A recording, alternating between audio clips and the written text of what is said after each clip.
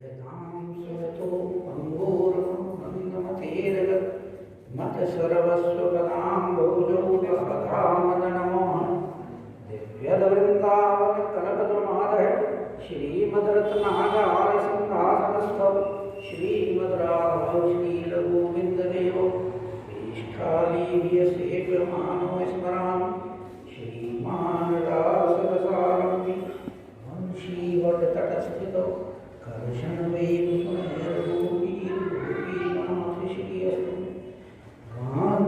वाञ्छाकल्पतरुभ्यश्च कृपासिन्धुभ्यैव च पतितानां पावनेभ्यो वैष्णवेभ्यो नमो नमः।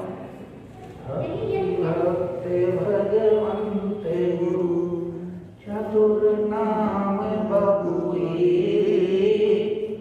इनके भगवन्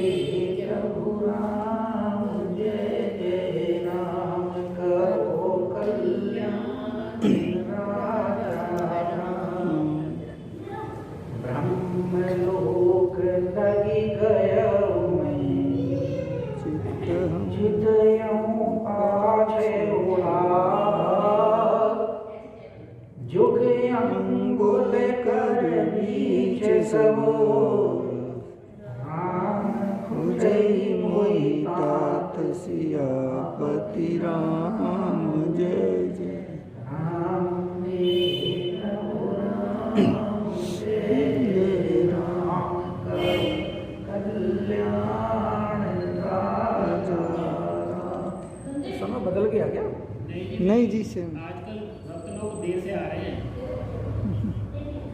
कल किसने सुनाई थी?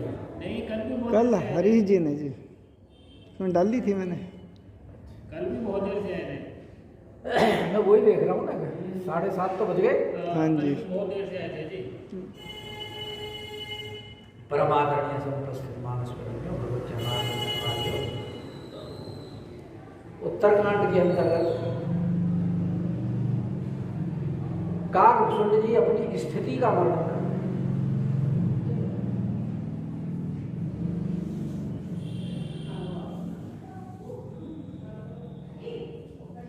और वर्णन में वो बता रहे हैं कि हम माया के वशीभूत कैसे हुए।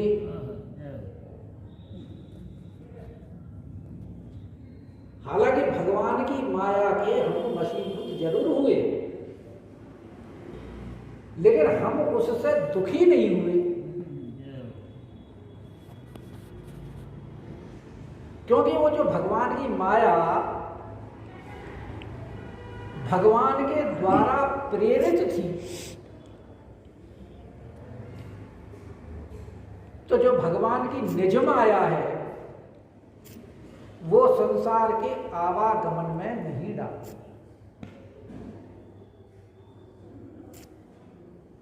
क्योंकि दो है भगवान की माया, एक गुण माया, एक दुष्ट अतिशय दुख रूपा और जेहि बस जीव पड़ा भव कूपा। तो कागभूषण जी कह रहे हैं कि वो वाली माया हमको नहीं लगी, क्योंकि वो माया जो लगती है वो तो संसार के आवागमन में डालती है, लेकिन ये जो माया थी ये भगवान के द्वारा प्रेरित की गई थी।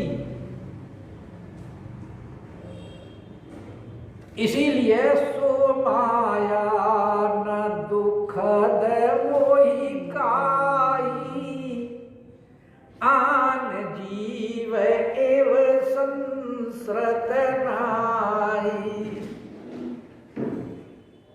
तो जैसे दूसरे जीव संसार में आवागमन में पड़ जाते हैं माया के वशीभूत होकर, ये माया हमें संसार में डालने वाली नहीं हुई।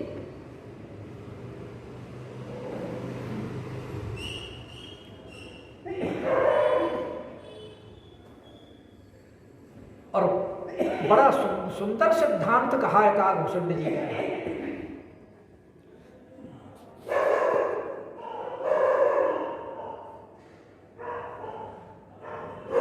वो कहते हैं कि जीव का उद्धार बिना भगवान के भजन के नहीं हो सकता। कि रामचंद्र के भजन बिनु पर जो चह पद निर्वाण। चाहे वो कितना भी बड़ा ज्ञानी हो, ज्ञानवंत अपि सो नर पशु बिनु पूछे विषाण। कि अगर ज्ञान है और ज्ञान में भक्ति नहीं है तो बिना भक्ति के वो ज्ञान ऐसा है जैसे बिना सींग और पूंछ का पशु।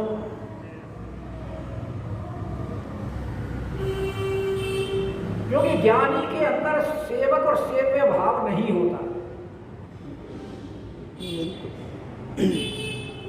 सेवक सेव्य भाव बिनु भवन तरिय उरगा।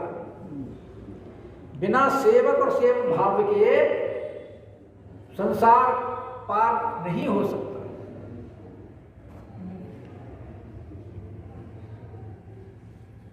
क्योंकि रात्रि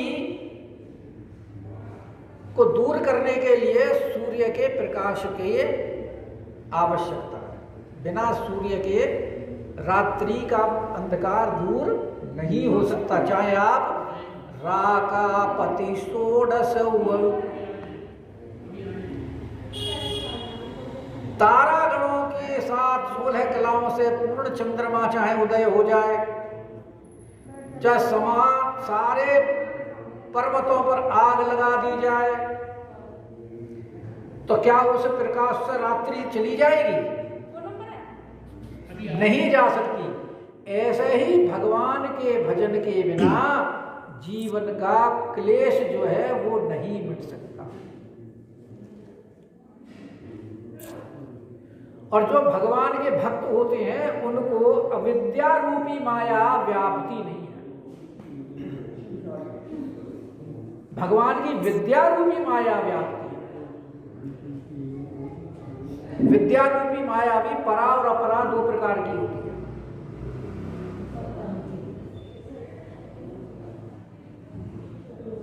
तो परा विद्या में तो मुक्त हो जाता है, लेकिन अपरा विद्या में भेद भक्ति रहती है। और जो भगवान की जो माया जो अपराध माया जो व्याप्ति है वो भेद भक्ति के कारण, क्योंकि उस भक्त को ये ज्ञान रहता है कि मैं शरीर नहीं हूं, मैं जीव हूं, और ये सारा संसार भगवान का ही रूप है। कि मैं सेवक सचराचर, ये जितनी भी चर और अचर प्रकृति दिखाई दे रही है ये किसका रूप है? रूप स्वामी भगवन। ये मेरे प्रभु का ही रूप है। और इसलिए ही गीता में कहा यो माम पश्यन्ति सर्वत्र सर्वम च मयि पश्यति तेषाहम न प्रणश्यामि सच में न प्रणश्यति। जो सब में मुझको देखता है और मुझको सब में देखता है, मैं उससे छुपा हुआ नहीं हूं और वो मेरे से छिपा हुआ नहीं है। तो उस भक्त के अंदर ये ज्ञान होता है कि मेरे स्वामी ईश्वर हैं, क्योंकि वो उसमें जीव भाव है। शरीर में मैं नहीं हूं, मैं कौन हूं? आत्मा हूं। और जो अविद्या माया है वो जीवों को जो भुलाती है, तो फिर वो अपने शरीर को ही सब कुछ मानता है। और अपने शरीर को सब कुछ मानने के कारण ही वो 84 में पड़ता है। और जो भेद भक्ति करता है भगवान के साथ, वो इस 84 में नहीं पड़ता। भगवान उसकी भक्ति को दृढ़ करने के लिए उसको भ्रम में डालते रहते हैं। जैसा काकभूषुंड जी को डाल दिया, गरुड़ जी को डाल दिया, नारद जी को, ये सारे प्रसंग इसी तरह के कि जो भगवान के भक्त होते हैं उनको अविद्या कभी व्याप्ति नहीं। कहा हरि सेवक ही घोषणा करने का भूषुंड जी के यहाँ कि हरि सेवक ही न व्यापे अविद्या। बता और इससे स्पष्ट कहा कहेंगे। और गीता में भगवान स्वयं कहते हैं न मे भक्ता प्रणश्यति, मेरे भक्त का कभी नाश नहीं होता। तो नाश इसीलिए नहीं होता भक्त का क्योंकि उसको अविद्या माया व्याप्ति ही नहीं है।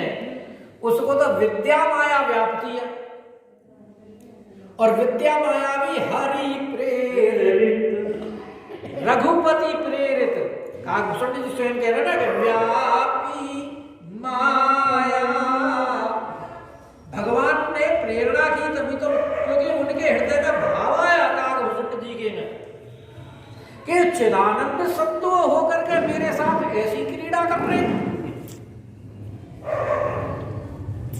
और परीक्षा के लिए सत्योपाख्यान के अनुसार वो उनके हाथ से वो कुआं लेकर के भागा कि देखो हम क्या लीला करते हैं। तो भगवान तो तुरंत जान गए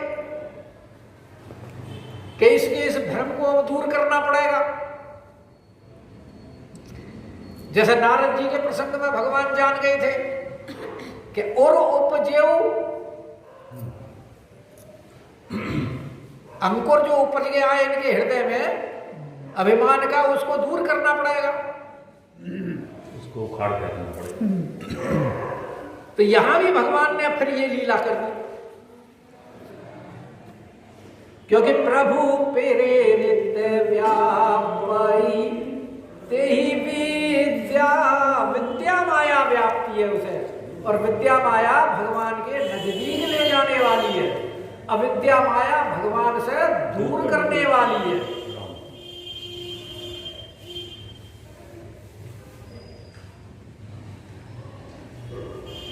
तो फिर भगवान ने क्या चरित्र किया? भगवान ने अपनी माया का विस्तार किया कि भ्रमते जगित राम मोहि दे। भगवान ने देखा इसके हृदय में भ्रम हो गया ये अभी, और भगवान हंसे उसको देखकर। क्यों हंसे भगवान? कि देखो जो मेरे सगुण पक्ष की स्थापन के लिए और लोमश जी से उत्तर प्रत्युत्तर हुआ और इतना विवाद किया कि लोमश जी को क्रोध आ गया और क्रोध के वशीभूत उन्होंने शाप दे दिया। तो जो मेरे प्रति जिसका इतना भक्ति भाव है और वो यहाँ मेरे लिए भ्रम में पड़ गया। तो बेह से सुनो इसीलिए करेंगे हे गरुड़ जी, अब वो विशेष चरित्र सुनिए, क्योंकि वो ऐसा कौतुक किया है भगवान ने। क्योंकि भगवान जब हंसते हैं तो हंसने का कारण होता है माया का विस्तार। कुछ ना कुछ भगवान वहां लीला दिखाते। अब भगवान ने वहां अपनी लीला का विस्तार किया, और कैसा विस्तार किया कि जिसके मर्म को कोई जान ही नहीं सका। किसने जाना? या तो काकभूषुंड जी ने जाना, या फिर भगवान ने जाना, या माता पिता ने। नहीं, माता पिता ने भी नहीं जाना। जाना मातु पिता, साथ लग गया ना। माता पिता ने भी नहीं जाना। जैसे नारद जी के प्रसंग में भगवान से रूप मांगने गए थे, भगवान ने हरि का रूप मांगा तो हरि का रूप दे दिया। और हरि के मतलब भगवान भी होता है, हरि का मतलब बंदर भी होता है, दोनों शब्द। भगवान ने बंदर का दे दिया। और नारद जी तो चले गए सभा में कि अब तो हमको स्वयंवर में मिलेगी राजकुमारी। और बार बार वहां उचक रहे। लेकिन वहां जितने भी राजा लोग बैठे थे वो सब नारद जी के ही रूप में उन्हें देख रहे हैं। वो बंदर का रूप किस किस को दिखाई दे रहा है? सिर्फ राजकुमारी को और जो भगवान शंकर के जो दो गण थे उनको। श्रीमती से मिलने गए। श्रीमती नाम था नाम श्रीमती था राजकुमारी। तो ऐसे ही यहाँ भगवान ने लीला कहते ही कौतुक कर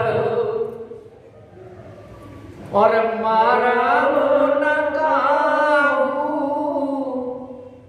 अरे जाना अनुज न मातु पिता। ऐसा कौतुक किया कि बाकी तो सब ये देख रहे हैं कि भगवान भुटवन चल रहे हैं, लेकिन काकभूषुंड जी जो है वो देख रहे हैं क्या कि जान पानी भाए मोई धरना। क्योंकि घुटवन चल रहे हैं ना भगवान, तो हाथ से पकड़ने की कोशिश कर रहे हैं, हाथ से पकड़ने के लिए धाये।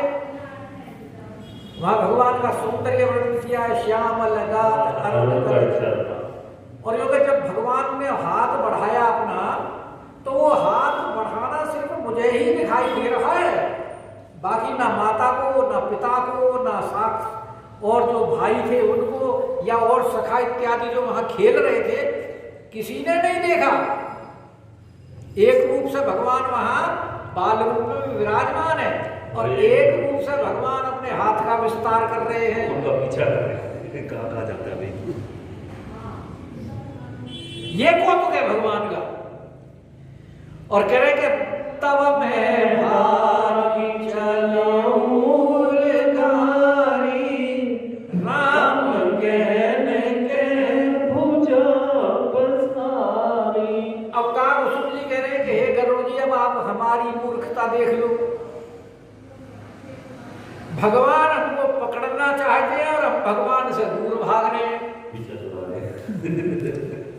दुनिया चाहती है कि भगवान का वरद हस्त हमको प्राप्त हो, भगवान हमको पकड़े।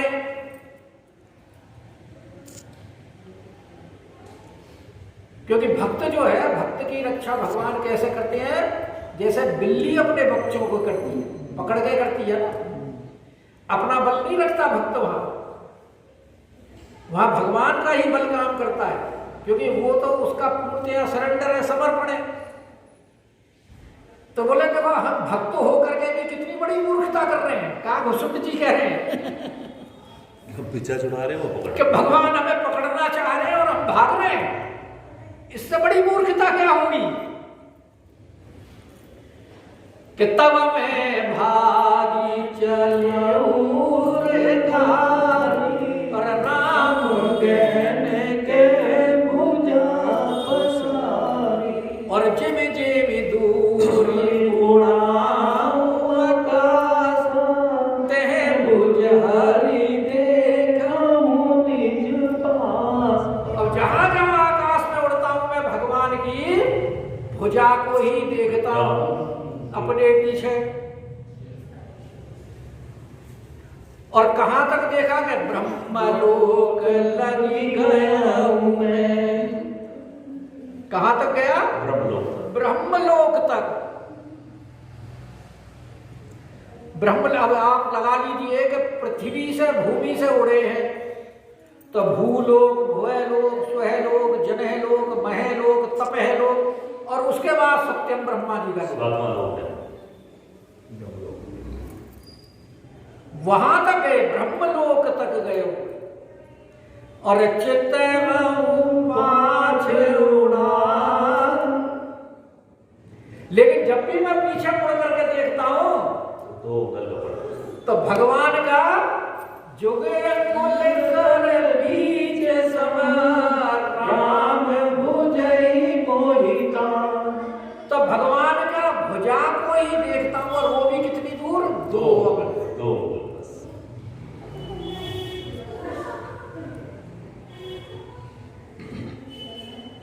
जैसे जयंत जी जहां भी जाते हैं पीछा करता है तीर जो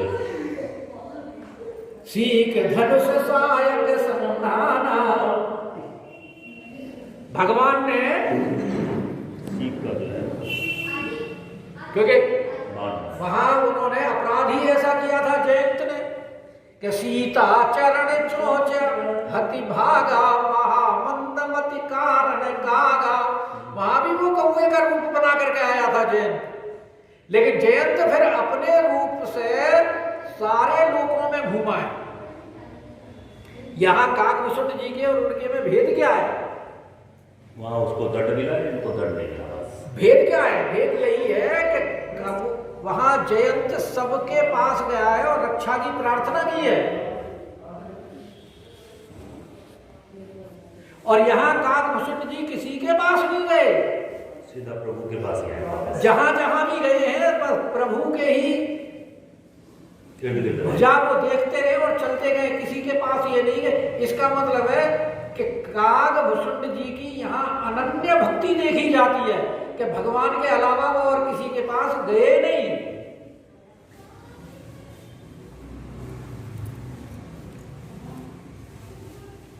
तो उस अनन्य भक्ति के कारण इन्होंने कोई कष्ट नहीं पाया और जयंत सबके पास गया। इसने रक्षा नहीं। तो ब्रह्मलोक लगी गयो मैं चितयो पाछ उड़ान जुगे अंकुल कर बीच सम राम भुजई मोहिता। अब ये दो अंकुल क्या है? दिन और रात।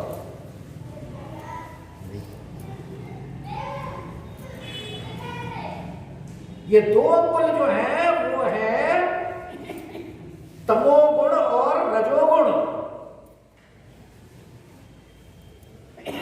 तमोगुण और रजोगुण के ऊपर जहां आपने विजय प्राप्त की, सतोगुण में आए तो फिर भगवान के सन्मुख हो गए।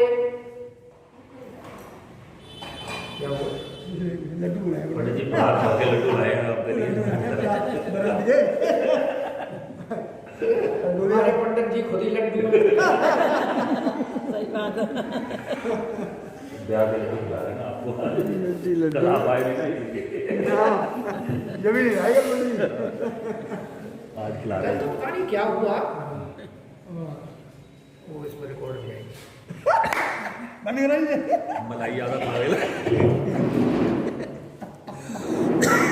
तो सपता मरण वेद करी और जहां लगे गति मोह। अब काकभूषण जी कह रहे हैं कि मैं उड़ता उड़ता उड़ता उड़ता सप्तावरण को भेद गया।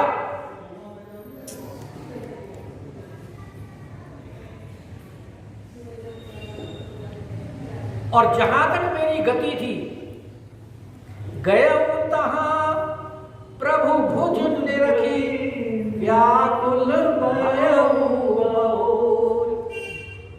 तो सप्तावरण का मतलब है कि ब्रह्मलोक क्या ब्रह्मांड के एंड तक पहुंच गए,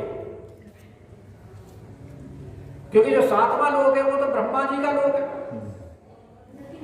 और उसके बाद ब्रह्मलोक और जो ब्रह्मांड की जो परिधि है, उन दोनों का बीच में जो सीमा है वो 162 करोड़ योजन की है, ऐसा ग्रंथों में वर्णन। और वहां जो ब्रह्मलोक है वही पास में फिर वो सनकादिक का लोक है, वहीं उमालोक है, वहीं शिवलोक है, वो सारा विस्तार वहीं है। तो कह रहे कि मैं जहां तक मेरी यानी जो लास्ट सीमा थी ब्रह्मांड की जो परिधि है वहां तक मैं पहुंच गया, वहां तक। और उसके बाद में जब देख लिया कि अब हमारे बस की नहीं है, इससे आगे तो हमारी पहुंच ही नहीं है, कहां जाएं, क्योंकि देख रहे हैं कि भगवान का हाथ अभी भी हमारे पीछे। गए तहां प्रभु भुज में रखे, तो व्याकुल भय, बोले अब हम जाएं तो जाएं कहां, पूजा तो पीछे ही जो तब मुंह देव नयन रसिक जब भयो हूं, तो उन्होंने त्रसित जब यानी भयभीत होकर के आंखें मूंद ली। जैसे सती जी जब परीक्षा लेने गई थी और सीता का रूप जब बना करके बैठ गई थी और भगवान ने पूछा कि वृषकेतु कहां छोड़ दिए, तब आंखें मूंदी, तब उन्हें ज्ञान हुआ कि हम तो गलती पर थे। और फिर जब वो वापस लौटिए तो चारों तरफ जहां भी देखते हैं वहां भगवान ही दिखाई दे रहे हैं, सब सेवा कर रहे हैं उनकी। और चारों तरफ ऐसे दिखाई दिया कि दिशा भ्रम हो गया उन्हें, ये पता नहीं कि हम किधर से आए थे और किधर जाना है। राम सीता लक्ष्मण चारों तीनों को देखो जगह जगह, और सारे देवता लोग उनकी स्तुति कर रहे हैं, प्रार्थना कर रहे हैं, सब ब्रह्मा वगैरह सब। तो फिर वहां वो भी नेत्र बंद करके बैठ गए, और जब नेत्र खोले तो वहां फिर कुछ दिखाई नहीं दिया। ऐसे यहाँ नजर नहीं आएगा इनको, यहाँ भी ऐसा ही है। तो यहां भी वही बात हो रही है कि मुंह देव नयन और त्रसित जब पाया हूं, तो क्या देखते हैं, जब आंख खोले तो पुनीत चितवत कौशलपुर गया हूं। तो आंख खोल करके देखते हैं कि हम तो वही अयोध्या में हैं, वही अयोध्या में है जहाँ बैठे थे पहले, जहां से उड़ के गए थे, और सारे ब्रह्मांड में घूम लिए, सप्तावरण पार कर लिया, और आखिर में निकला क्या, वही ढाक के 3 बार। फिर अवन नहीं है। भगवान बोले खूब लगा दी ना अपनी कोशिश, देख लिया ना घूम करके, पूरी ताकत लगा ली, अब आ जाओ यहीं की यहीं। तो भगवान जब हमें देख करके, जब हमने भगवान की तरफ देखा, तब वो ये मिलोगी अरे राम मुस्कुराई। भगवान बोले अच्छा ठीक है, थक गए, पूरी कोशिश कर ली भागने की, नहीं छुड़ा पाए पीछा। अब भगवान फिर एक माया और दिखाए मुंह के अंदर चले गए हैं कि बेहसत तुरत, तो भगवान हंसे, जैसे कौशल्या जी को भगवान ने माया दिखाई। पहले तो माया दिखाई कि यहाँ वहां दो बालक देखा, तो कौशल्या जी भ्रम में पड़ गई कि हम तो सुला कर आए थे पालना में, यहाँ ये भोग लगा रहे मंदिर में। तो फिर भगवान ने हंस के जो अपने मुख में सारा ब्रह्मांड दिखा दिया, विराट। और ऐसे ही यहाँ इनको कि बेहसत तुरत गयो मुख माई।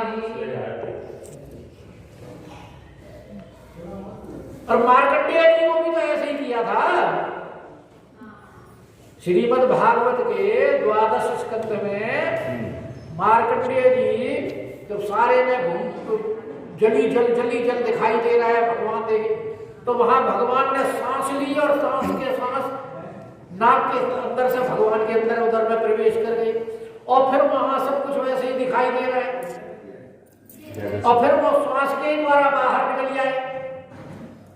तो यहाँ भगवान के काकुशुंड जी मुख में गए, चित बेहसत तुरत गया मुख माही। और जो भगवान के हाथ किए पकड़ने से बचने के लिए सारे में घूमते फिरे थे, फिर वही के उदर बाज सुनवंदर जराया, अरे देखो बहु ब्रह्मांड निकाया। तो जो हम बाहर देखे थे ना, और जब भगवान के मुख में प्रवेश करके जब उनके उदर में पहुंचे, तो वहां भी देख रहे कि हे अंडज राया, अंडज राया माने गरुड़ जी, भाई जितने भी अंडे से उत्पन्न होते हैं उन सब के स्वामी है ना गरुड़ जी। राया माने स्वामी, राजा, और अंडज माने अंडे से उत्पन्न, जय माने उत्पन्न। तो बोले तुम तो एक ही अंडे से उत्पन्न हुए हो, और यहाँ भगवान के पेट में देखो कि देखे बहु ब्रह्मांड, यहाँ तो ब्रह्मांड के गुच्छे दिखाई दे रहे हैं। और अति विचित्र, और ब्रह्मांड भी ऐसा नहीं कि जैसा एक ब्रह्मांड ये ऐसे और ब्रह्मांड हो, क्योंकि जितने भी ब्रह्मांड देखे सब अलग अलग और बड़े बड़े विचित्र देखे। वो कथा आती है ना एक, कि एक बार ब्रह्मा जी भगवान कृष्ण से मिलने गए, तो वहां द्वारपाल ने रोक दिया, बोले भगवान से कहना कि ब्रह्मा जी मिलने आए। तो द्वारपाल अंदर जाकर के वापस आए, तो बोले भगवान ने पूछा है कि कौन से ब्रह्मा आए? कौन से आए? अब ब्रह्मा जी बड़े चक्कर में, जो क्या और भी ब्रह्मा है क्या? मेरे अलावा और भी है क्या? तो फिर उन्होंने बताया कि हम चतुर्मुख ब्रह्मा है, 4 मुख वाले।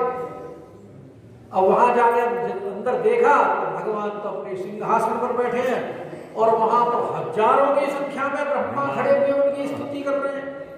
कोई 10 मुख वाला ब्रह्मा, कोई 50 मुख वाला, कोई 100 मुख वाला, कोई 1000 मुख वाला, कोई अर्बुद मुख वाला, और सबकी जो भाषा है वो सब अलग अलग, कोई तमिल है, कोई गुजराती, वो अपने अपने ब्रह्मांडों के सब, क्योंकि हमारे जो इसका ब्रह्मांड का जो ब्रह्मा है, इस वो ब्रह्मा के मुख भी ब्रह्मांड के विस्तार के अनुसार होते हैं।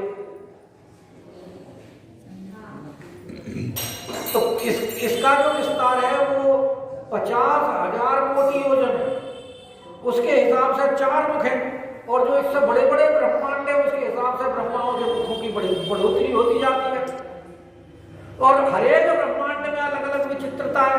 तो यहाँ वो कह रहे हैं कि हमने तो अनेक ब्रह्मांड देखे कि अति विचित्र लोक अनेका, और वहां लोक भी अनेक हैं ब्रह्मांडों में, और रचना अधिक एक तेका, और सबकी ब्रह्मांडों की रचना भी बड़ी अद्भुत है।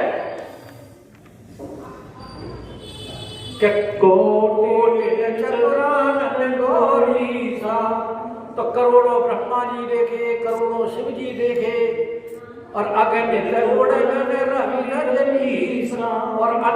तारागण, अनगिनत सूर्य, अनगिनत चंद्रमा, और अगणित लोकपाल, और अनगणित लोकपाल, अनगणित यम और अनगणित काल। यम और काल दोनों में अंतर है।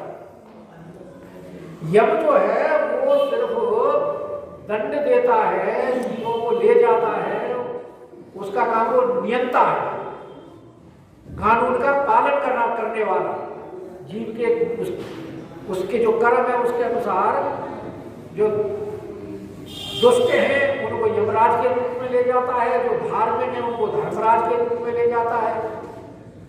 लेकिन काल जो है वो समय का अधिष्ठात्री देवता है,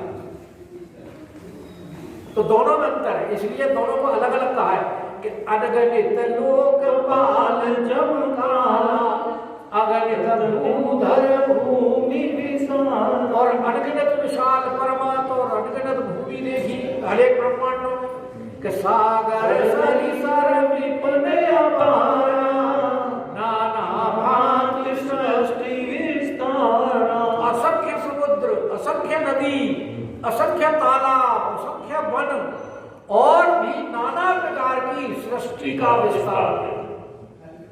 हमारे यहाँ तो 84 करोड़ है, वहां पता नहीं कितनी कितनी सृष्टि, 84 लाख है ना, हमारे यहाँ तो 184 हो रही है, उनमें पता नहीं कितनी कितनी सृष्टि है, सब में अलग अलग विस्तार है, अति विचित्र है सब कुछ। और सुर मुनि सिद्ध नार नर किन्नर और 4 प्रकार देवता मुनि सिद्ध नाग मनुष्य किन्नर तथा चारों प्रकार के जड़ और चेतन जीव देखे। चारों प्रकार के मतलब भाई 4 प्रकार से ही तो जीवों की उत्पत्ति होती है, अंडज, स्वेदज, उद्भिज और जरायुज, यही 4 प्रकार के हैं ना।